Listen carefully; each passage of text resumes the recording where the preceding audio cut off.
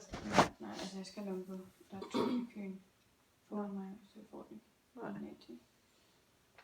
Nå. Altså, det Kan du købe den? Ja. Ja. Så. Så. Det er sådan en clean butik. Hvad tænker du om ordet økologi? Det var et stort spørgsmål fra jer. Hvad tænker om ordet?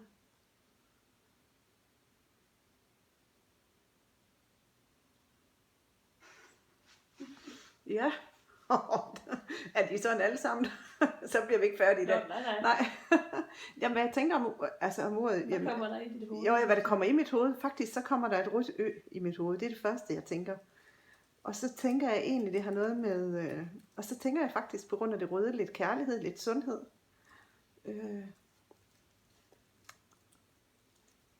Og så har det vel også noget, der hedder Liste Ø. Er det ikke? Noget politisk. Ja.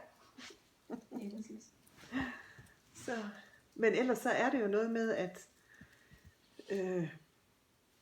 det er jo, hvad kan man sige, det er noget, som er dyrket med omsorg. Altså det er jo varer, som er dyrket med omsorg for miljøet, og også med, tit er det startet, dem der laver de økologiske ting, er jo tit startet, fordi de ikke mener, at de konventionelle varer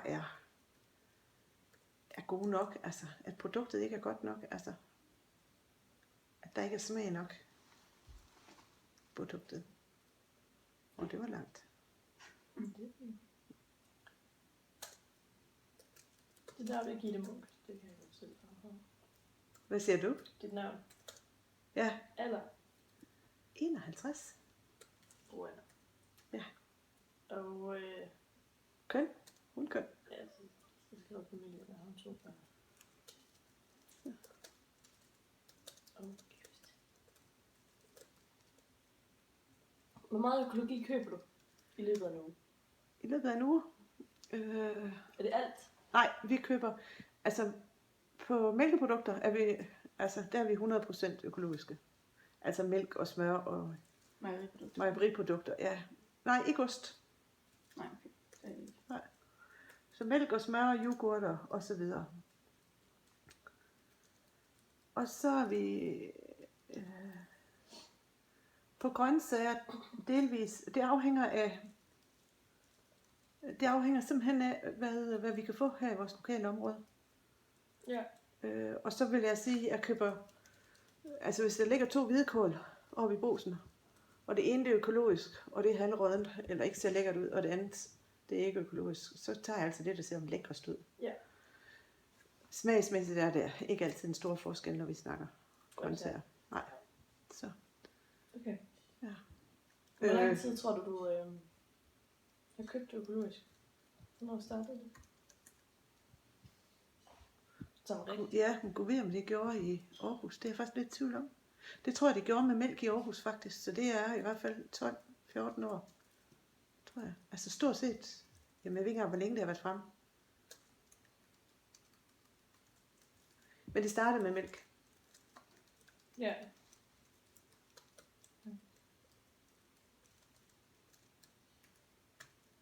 Så det er faktisk efter dine børn, de er vokset lidt op? Det er efter, de er kommet til verden, ja. Okay, hvor køber du? Du køber i dagligbrusen? Ja, dagligbrusen, og så også i perioder ved årstiderne. Hvor meget får du for dem? Lige nu får vi ikke noget. Okay. Ja. Men det er sådan en periode. Nogle gange så har vi abonnementer, og andre gange har vi ikke. Vi bliver trætte af det nogle gange. Jo, så har vi for Skagen Food. Det er da også økologisk. Ja. Gud ja, Skagen Food. Ja. Det får vi for. Ja, det får vi for. Ja. Ja. Og der får I hele tiden for. Ja. Men det er så det er fiskekasse, og så er det frugt.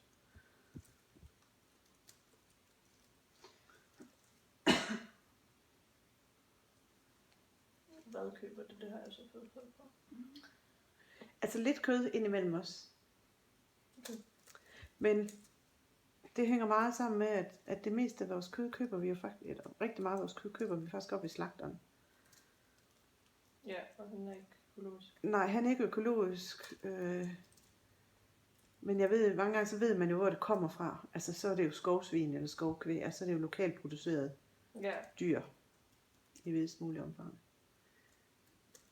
Og det hænger jo ikke sammen med økologien, det der med de lokalt producerede varer, men det gør det jo, så hænger det jo alligevel sammen med, det hænger jo sammen med, at vi ikke skal transportere varerne, ikke også? Plus at jeg ved, at Emils grise, de går lige her rundt om hjørnet, altså, og køerne op i Mols Bjerge, de går også lige rundt om hjørnet, så selvom de måske ikke er 100% økologiske, så har vi jo ikke transporteret dem fra den anden ende af verden. Ja. Ja. Så. Okay. Og så bliver jeg også lige nødt til at sige noget om den der økologi. Altså i forhold til, fordi nu har vi jo været i kontakt med Økologisk Landsforening i forbindelse med eventuelt selv omlægning af vores jord til økologi. Med alt det her bærnåde og frugtnåde. Og nogle af de regler, der er i forbindelse med at dyrke økologisk, er jeg ikke enig i. Nej. Fordi for eksempel må vi ikke tage vores usprøjtede og økologiske dyrkede grøntsager ud fra haven, ind i køkkenet, skrælle gulerødder og tage skrællen ud og give til vores høns. Fordi så har det været i kontakt, altså så har det været inde i vores køkken, og så må man ikke sende det ud til. Nej. Okay. Ja, i det hele taget, det må man ikke, uanset om det er økologisk eller ikke økologisk varer. Men sådan nogle ting, altså der er nogle af de der krav med økologien, går jeg ikke ind for, fordi de er så skrappe, at de er jo uholdbare, synes jeg. Altså, så går man kompromis med noget andet, så. Ja. Nå, det var sidespring. Du spørger bare videre. Nej, det er meget fint. Okay. Hvorfor køber du det? Økologiske varer. Sådan. Jamen, jeg køber det. Først og fremmest køber vi alle, altså mælkeprodukterne, det er fordi vi synes, det er det bedste. Det er det bedste. Ja.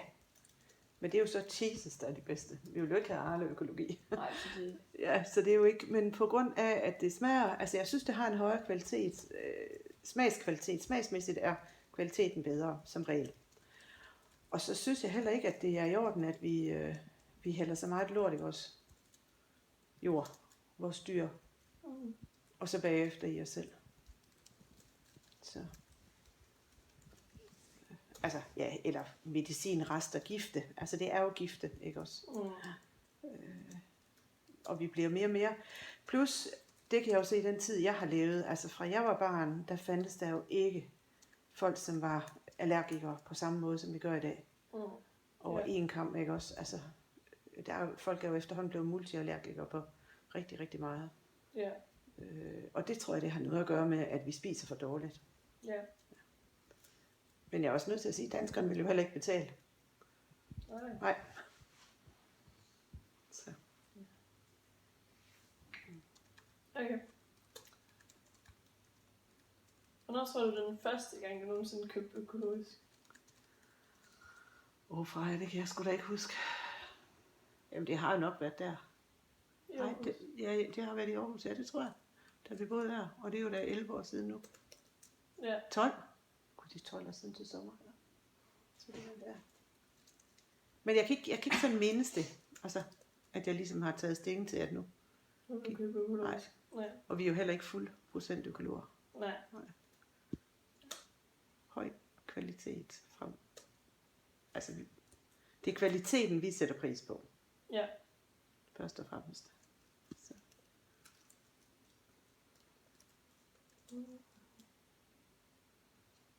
Er det noget, du sådan snakker med din familie om? Nej. Ikke andet i forbindelse med vores egen omlægning. Ja. Nej, egentlig ikke. Det synes jeg ikke, vi gør ret meget. Nej. Hvad med i omgangskreds? Din strikkeklub eller? Nej, absolut ikke i strikklubben, men jeg gør nok, altså, nogle gange diskuterer man jo økologi, men ikke sådan, jeg er ikke sådan en, der er fortaler for økologi. Altså, nej. Jeg er ikke sådan en, der går frem med den røde fan først. Så du tror ikke, der er nogen, der begynder at købe økologiske varer på grund af det? Nej, det tror jeg ikke. Bortset fra dine børn? Ja, bortset fra Signe. Ja. Ikke engang Victor, tror jeg ikke. Jeg tror, han vil det. Han tænker ikke over det. Nej, det tror jeg faktisk ikke engang, han gør. Ja. Nej. Er Hans Jørgen startet at købe med økologi på nej? Eller er det noget, I fælles her? Jamen, det er nok mig, der starter, for det er mig, der handler ind. Ja. Ja. Så. Men det er ikke sådan noget, vi egentlig heller ikke har diskuteret som sådan, nej. Vi synes bare, at kvaliteten er, altså, Men er det noget, I har snakket om, at vi synes, det smager bedre end... Hvem har besluttet det, at kvaliteten er bedre? jamen, det er nok vores smagsløg. Tror jeg et eller andet sted. Altså, vi går jo meget højt op i mad, og det skal være ordentlig mad, det vi får her i vores hus, Ja. kan man sige. Og der synes jeg jo, at man mange gange får en kvalitet, altså du får et bedre smagsindtryk af de økologiske varer. Nogle af dem, ikke alle sammen. Nej, langt fra alle sammen. Så det er egentlig lidt ud fra det, at vi har gjort det, tror jeg. Ja. Det er ikke ud fra det der med, at det skal... Altså, jeg kan huske, du engang fortalte mig, Hvad? Der, du har set et eller andet program, og så fortalte du sådan det der med, at en person havde spist økologi en måned, en jeg ikke havde. Og så havde de kigget på sådan... Nå, affaldsstofferne. Ja, præcis. Gud, ja, det er Det kan jeg rigtigt. huske, du snakkede meget om i en periode. Ja, jamen, det har jeg glemt igen. Så. Ja, så Det, altså, hos os er det først og fremmest en høj madkvalitet, Signe Jensen. Og så tager vi økologi. Altså, så tager vi, hvad kan man sige, altså igen skal jeg vælge mellem 2 produkter, hvor det ene ikke er særlig godt, men det er økologisk dyrket, og det ikke ser særlig lækkert ud. Så vælger jeg det, der ser lækrest ud. Ja. Og smager lækrest. Ja. Okay. Nå, men det var tilbage før, om jeg har diskuteret med mine børn. Var det sådan noget? Ja, eller din mand. Eller min mand? Nej. Det er jo mig, der køber ind fra jer, så det er mig, der bestemmer. Ja. Ja. Så det har jeg, nej, det har jeg faktisk ikke, nej. Tror du, der er nogen, der har påvirket dig til at købe økologisk? Eller noget? Noget. Ja, men jeg har lidt, altså jeg blev jo lidt ophidset over, kan man så høre de der udsendelser. Nej, ikke som sådan, det tror jeg faktisk ikke, nej. Nej, det tror jeg ikke. Og så bliver man jo alligevel påvirket et eller andet sted af de der udsendelser, når vi ser folk, der bliver immune over for penicillin eksempelvis, fordi man spiser for meget dårlige produkter og sådan noget. Så et eller andet sted, så bliver man jo påvirket af medierne. Det kan man jo ikke undgå at blive. Okay. Så. Og så... Ja. Jeg tror, det er den, jeg diskuterer det allermest med, det er faktisk Knud Erik. det er også fordi, han er uenig, er det ikke det? Nej, Knud Erik, han er jo endnu større. Altså de spiser jo endnu mere økologisk, end vi gør. Altså, jo, det gør de faktisk. Jo, det gør de. Signe. Ja, det har jeg faktisk diskuteret mest. Jeg tror egentlig, det er mest Knud Erik, jeg snakker økologi med. Ja. Altså min mosters kæreste. Ja. Som faktisk er oprindeligt uddannet landmand. Og som jo, han gør det, det gør lige meget, det er jo ikke ham, der skulle interviewe, men han gør det faktisk netop fordi han siger, at produkterne er bare, altså økologisk kød smager bare bedre, end alt det der, du køber ned i supermarkedet. Så han siger. Ja. Okay. Og det kan muligt være noget godt i et halvt kilo fiskefars til 10 kroner, som man køber ned i supermarkedet. Så. Ja. Så.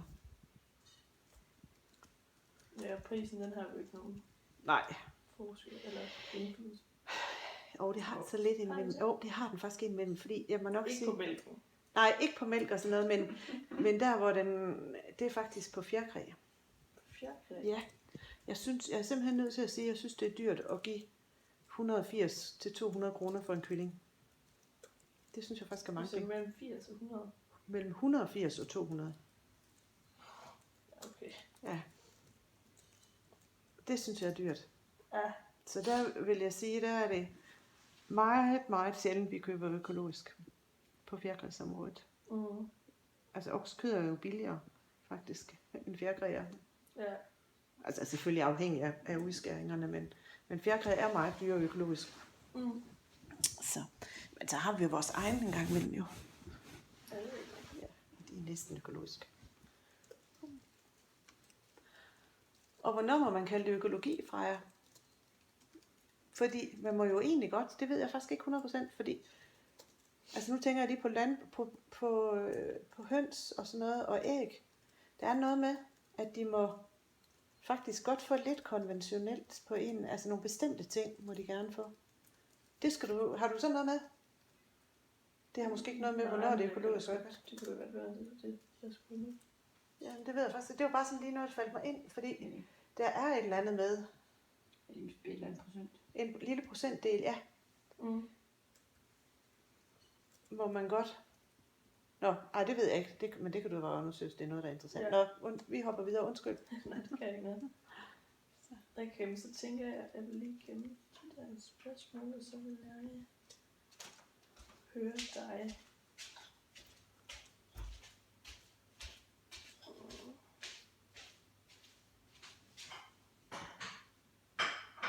Skal lige bestemme. Du skal lige se den her video. Ja. Du skal bare se den til start. Det vil sige, at jeg skal holde min mund. Ja. Nå, det kan være. Jeg tror ikke starter også. Ja. Jeg troede, hun havde startet den for Hos mig. Sten Dissing på Jamstedgård går køerne på græs hele sommeren. De får grovfoder og tykker drøv, som det passer dem. For som Sten siger, det kan smages på mælken, som i øvrigt leveres til Thise Mejeri. Ja. Jamstedgård og Thise Mælk er et eksempel på en produktion, der får 3 hjerter, fordi køerne her lever et frit og økologisk liv. Her på gården er det mig, der er førerkonen. Hver gang vi skal igennem et nyt led, hvor de ikke kender det, så går jeg forrest og kalder på dem. Kom ud på størren. Her lukker vi køerne på græs. De kommer ud hver dag her i efterårsperioden. Hele sommeren der er de på græs, både om dagen og om natten. Men nu er det for koldt og for mørkt, så de får foder inde i stallen om natten. Og er nu ude på græs her de næste 7 timer. Det er selvfølgelig ikke som en vild naturliv. Der er mange flere, der overlever her. Vi har jo aldrig sådan, vi har skader på benene. De får slidt deres klove naturligt. De bliver aldrig klovbeskåren, de her. De får simpelthen slidt deres klove naturligt ved at gå ude. Den betydning, det kan have for mælken af køerne, de kommer ud, det er jo, at de får lov til at spise. Ikke kun det, vi har valgt, de skal spise, men her, der kan de spise det, de har lyst til. Her, der spiser de af træerne. De spiser af læhegnene. Der måler det i mælken, at de får en meget mere varieret kost. Fordi der simpelthen er flere forskellige typer aminosyre, som de bliver udsat for, og som de optager. Altså, jeg kan ikke være andet end økolog. Altså, enten så er jeg økologisk landmand, eller også så er jeg slet ikke landmand. Og det der med, at jeg ved, at det ikke er kun, at mine køer har det godt, men også, at der bliver plads til viberne, når der bliver afgræsset, og at vi får en mere varieret natur. Jamen, det er noget af det, der betyder meget for mig. Det er, altså, jeg lever lige så meget af det, der kommer i pungen, som det, der kommer ind og øjnene. Det er mange timer, vi arbejder, men jeg kan rigtig godt lide det arbejde.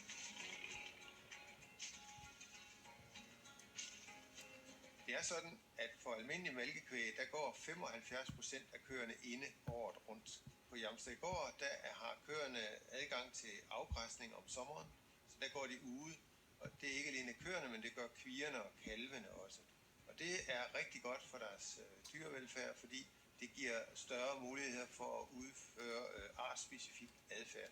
Derfor har Jamstedgård fået 3 hjerter i Coops dyrevelfærdsmærke. Du finder dyrevelfærdshjertet på dagligvarer som æg, svinekød, mælk og kyllinger. Se mere på Coop.dk dyrevelfærdshjertet. Det har jeg aldrig set. Nå, det er nyt. Okay. Ved du hvorfor Coop? Det er jo Coop, der startede også med økologi i Danmark. Det gjorde de, fordi ham der var, jeg ved ikke om han var den øverste direktør, men det tror jeg nu han var. Hans datter var multiallergiker. Så det var faktisk derfor, han begyndte, at de begyndte at arbejde med økologi. Okay. Og hvad der ellers. Altså, de har jo altid været førende på det, på det område. Ja. Så det var faktisk derfor, de startede. Ja. Det var fordi, han mente, der var en sammenhæng mellem det, men indtog og så allergi. Ja. Okay. Hvilke tanker går jeg igennem, når du ser den her reklame? Og man bliver da glad. Du er glad? Ja, glad. Kan man også se på det? Ja, jamen glad over, at der er nogen, altså jeg synes, det er dejligt det der med, at der er nogen, der gider at tage den der arbejdsbyrde, det egentlig er for, at vi andre vi kan få lov til at få noget, der er lækkert. Ja. Altså, og glæder over faktisk glæden over at se køer, som dengang jeg var barn. Altså, der gik alle køerne ude på græs, ikke også? Ja. Du ser jo andre køer i dag. Altså, vi har jo ikke en eneste ko herude. Jo, nede ved Bjødstrup har vi vel ved Lisbeth, men ellers er der jo ingen. Altså, Da jeg var barn og der boede jeg jo i en by, der var lidt større end den her, ikke også? Jamen, der var der jo køer på alle gårdene, Ja. ikke også? Om det så bare var 2 eller 3, eller hvad det nu skulle til for at handle. Og det synes jeg, altså det var egentlig det var sådan lidt barndomsminder måske.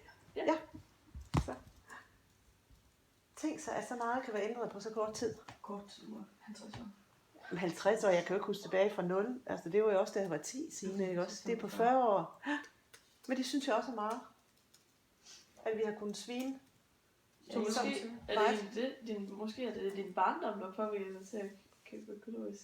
Jamen det kan godt ske, det er det. Altså fordi der trækker vi jo, altså jeg er jo vokset op i små samfund, hvor jeg kom på gårde, hvor mælken blev hentet direkte ud fra altså den friskmælkede mælk, ikke også? Så det kan godt ske, det har noget at gøre med det der med, at det er barndommens smage, der kommer igen, ikke også? Altså. Ja. Så. Ja. At det er sådan noget. Ja. Altså jeg har set en gris blive skudt hos min veninde. Og blive hængt op. Og blive snittet ned. Ja, jeg fik lige kuglen på panden. Nej, det synes jeg da. Det gjorde man da bare derhjemme. Så kom slagteren lige. Nej, hold da op. Det er gerne lidt, når vi snakker kønt. Ja, det er jo ja. Men det kan godt ske, det er sådan noget, altså, at man kan jo sige, vi har jo kendt til dage før medicin og før alle de her gifte, ikke også? Altså, så det kan godt ske, det er sådan noget fra jer. Ja, der var med til det også.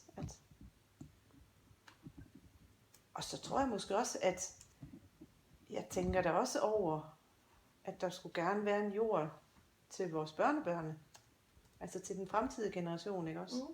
Fordi vi har jo ikke behandlet den pænt. Nej. Om det så nødvendigvis lige er, man skal være 100% økolog, jeg tror mere det er, at man skal tænke hele vejen rundt og se, fordi noget økologi, altså den måde man dyrker økologisk på, gør jo også, at der kommer jo flere kvælstofarter og kan også komme mere CO2 ud, så jeg tror ikke det er så meget nødvendigvis økologisk, man skal tænke, men man skal måske mere tænke lokalt produceret på den gode måde, ikke også? Altså at, fordi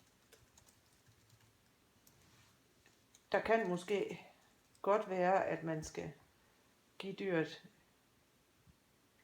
et eller andet medicin for af hensyn til dyrevelfærden også, ikke også? Som måske er i disharmoni med økologien. Ja. Men man skal bare have skruet ned på alt det der. Ja. Så. Og så har vi jo en overproduktion af fødevarer i verden. Ja. Altså, især heroppe jo, ikke også? Altså, kan man sige, at vi kan jo ikke bare lige sende den videre. Nej. Så. Okay. Så springer vi lidt tilbage. Ja. Hvordan, når du tager et økologisk vare, hvordan føles det, når du tager noget fra butikken? Du tænker ikke over det? Nej, det gør jeg faktisk ikke, nej. Jeg vil sige, det jeg nok tænker mest over nogle gange, det er det der, det kan godt lidt være økonomien faktisk indimellem, hvor jeg tænker, det er lige meget. Og så lukker jeg. Altså hvor jeg godt nogle gange kan tænke, det er nogle gange lidt dyrere. Eller noget dyrere kan det være, ikke også? Men så tænker jeg, det er lige meget, for det er godt.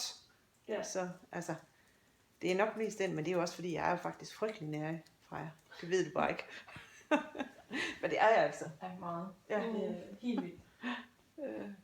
Ja. Så derfor kan det godt spille ind, altså. Ja. Jeg er heller ikke sikker på, at du vil købe noget økologi, hvis ikke du er gift med far. Det er der, du har lært at blive ikke nær. Ja. Altså, så tror jeg, du vil i højere grad ikke købe økologi. Ja, men så er det heller ikke sikkert, Det er økonomiske spørgsmål, altså del af det. Så der påvirker hans hjørner faktisk lidt. Ja, men det er fordi, han siger altid, køb det, når du ser det. Køb det. Ja. Lad mig tænke over det. Lad mig tænke over det, ja. Altså, køb det. Køb det, ja. Det er fordi, han har tilstrækkeligt mange gange gået tilbage med mig. Det er ikke sådan lige i relation til økologi, men sådan, hvor jeg sagde, det der kunne jeg godt tænke mig. Så siger han, så køb det. Ej.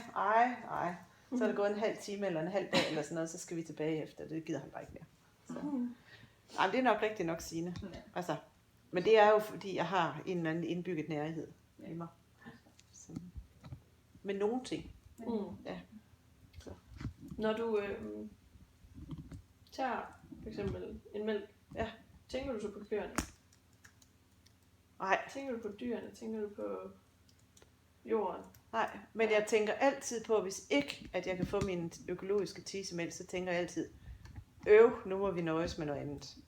Ja, Så så går kvaliteten jo. ja, det er så kvaliteten. Jeg bliver altid enormt irriteret, hvis ikke jeg kan få min økologiske tisemælk. Og jeg er egentlig ligeglad med, hvad den koster også. Men det er bare på mælken. Altså, Ja. jeg kan godt affinde mig med mange andre ting, men mælken kan jeg simpelthen, den kan vi bare ikke affinde os med her. Nej. Nej, det tænker jeg faktisk ikke, Freja. Nej, fordi, ved du hvad, vi køber 4 liter til 6 liter mælk hver dag, så, Ja. så nej, det gør jeg egentlig aldrig. Nej. Okay. Så Det var nok mig. Ja, det var det nok, ja. har jeg lige den sidste video. Den er ikke lige så lang. Men Du det kan er bare da- tænke på space. Nej, vi tager hernede, det ved vi hvad. Der er et yndigt Ja, land på 4,3 millioner hektar. Jeg elsker hans Det er ikke meget, stemme. men nok til at rumme lidt flere af de store spørgsmål. Ja. Hvem er han? Og hvem er hun? Og hvor er vi alle sammen på vej hen? Er der et liv efter den sidste olie? Bliver vi spist af kineserne? Eller kan vi leve af, at de skal have noget at spise? Vil det redde atmosfæren, hvis køerne bøvser mindre? Og hvad betyder vores Michelin-stjerner for prisen på risen? Der er et yndigt land på 4,3 millioner hektar. Det er ikke meget, men tænk, hvad det kan blive til. Tænk, hvis det hele kunne køre på griselort og solskin. Tænk, hvis regnvejr bliver mere værd end olie. Tænk, hvis hele verden satsede på bæredygtighed. Og tænk, hvis der var et yndigt land på 4,3 millioner hektar. Hvor der lige præcis var plads til at forestille sig noget meget større. Der siger han jo noget rigtigt. Bæredygtighed. For bæredygtighed er jo ikke lige med økologi. Nødvendigvis. Det er nok det ord, jeg har let efter egentlig. Det tror jeg er vigtigt. Jeg tror, det er vigtigere med, at det er bæredygtigt, end det nødvendigvis er økologisk. Ja. Ja. Den er så fantastisk, den der. Jamen, det er det reklame. Er det her. Magnum? Det er ham, der kører til Frankrig, er det ikke? Jo, Sammen altså, med- Jo, det er så. Jo, det er så. Det er Jørgen Let. Det er ham, Tour de France-manden. Magnum. Kalder du ham Magnum? Men han har sådan, der er sådan en joke, der kører.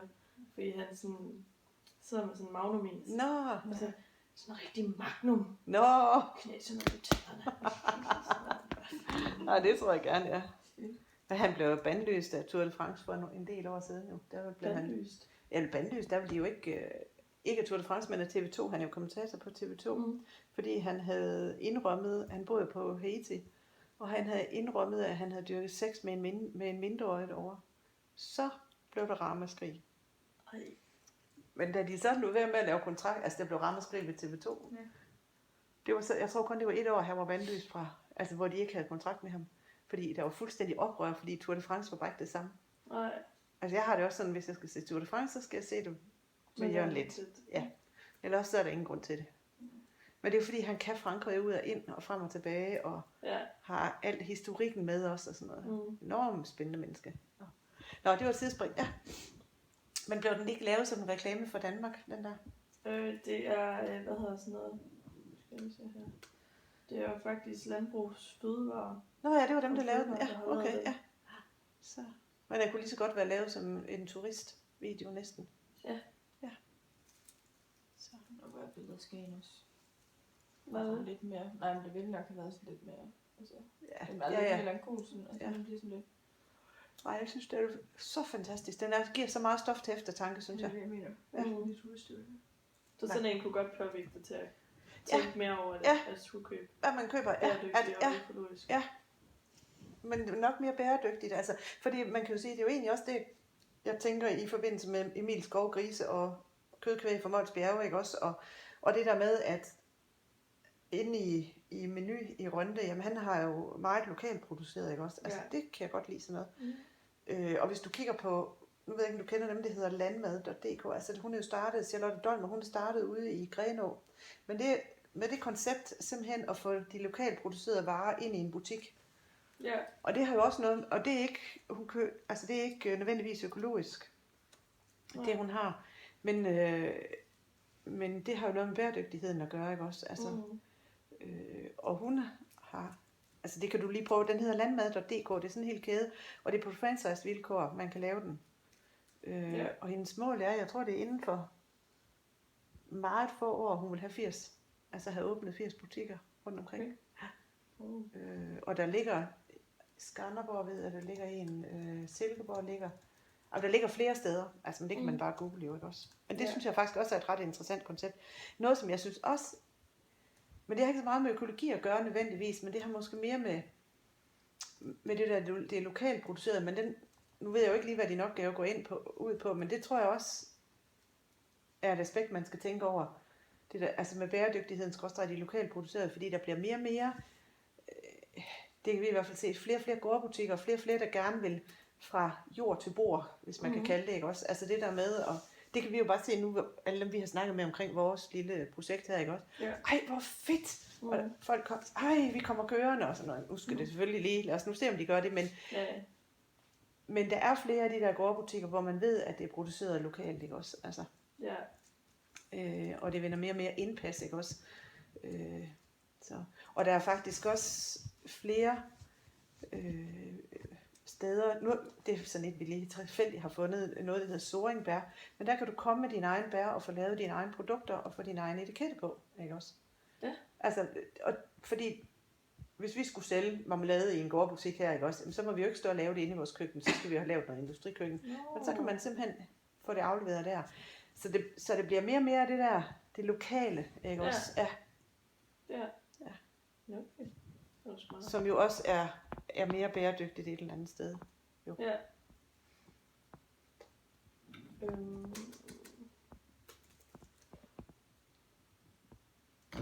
Så vil jeg faktisk gerne lige høre om noget, som jeg ikke lige har skrevet ned. Ja, du spørger bare. Hvor mange sådan økologiske reklamer sådan fanger dig? Altså, lægger du mærke til økologiske reklamer? Er der for lidt? Er der for mange? Nej, jeg lægger som sådan ikke mærke til økologiske reklamer, men jeg synes, at vi efterhånden har fået for mange mærkater. Altså, og når jeg mener mærkater, så mener jeg, nu kommer... Deres mærker. Jo, lige præcis. Altså, vi har nøglehuls. Nu ved jeg jo også lige i forhold til Hans Jørgens, da han kørte ren diabetes, ikke også? Du har alle de der forskellige mærkater. Altså, du har Svanemærket, økologi og nøglehuls, og nu kommer de 4 hjerter, og du kan nævne, altså, og der synes jeg faktisk, det er en udfordring, at vi har så mange, fordi hvad er det, de står for? Altså, der kan man så sige, et af de mærker, som jo i hvert fald har bidt sig fast 100%, det er økologimærket, ikke også? Ja, det er det røde ø. Men nu kan du se de 4 hjerter, det er, altså selvom man siger, det er nyt, altså jeg har da ikke hørt om det overhovedet. Ja, det kan du. Nej. Det var også, at de kun fik 3 hjerter i den der video. Ja. Men der hænger sådan en plakat op i posen, men det er også kun derfor, jeg ved det. Ja. Det er ikke sådan, man skal have, for at få det 4. hjerte, så skal man gøre et eller andet ekstraordinært, tror jeg. Ja. Der er et eller andet der. Du skal nok gå ud og tørre med røven. Ja, sådan noget. Ej, undskyld.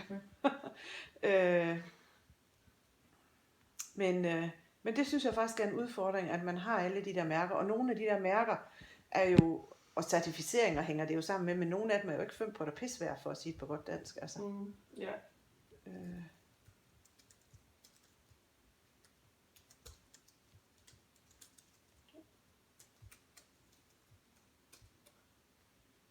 Og jo flere der bliver, jo mere kompliceret og besværligt bliver det, og jo færre hæfter man sig ved. Altså. Ja. Tror jeg, det var det. Hvor er det? Hvad hedder opgaven? Hvad er det helt præcis? Ej, det kan være, at vi skal stoppe her.